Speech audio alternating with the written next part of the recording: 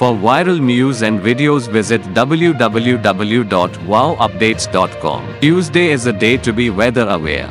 A tornado warning is in effect for parts of Mecklenburg, Cabarrus and Union counties. The warnings are set to expire at 3 p.m. A severe thunderstorm warning is in effect for Mecklenburg and Union counties until 2:45 p.m. Chief Meteorologist Brad Panovich said people should treat all severe thunderstorm warnings as if they were tornado warnings, and seek shelter. A tornado watch that was issued was allowed to expire around 2 p.m. Chief Meteorologist Chris Justice says the tornado threat for our area is over but remains in other parts of the state. Winds will continue to be between 30 to 40 miles per hour throughout Tuesday night and into Wednesday.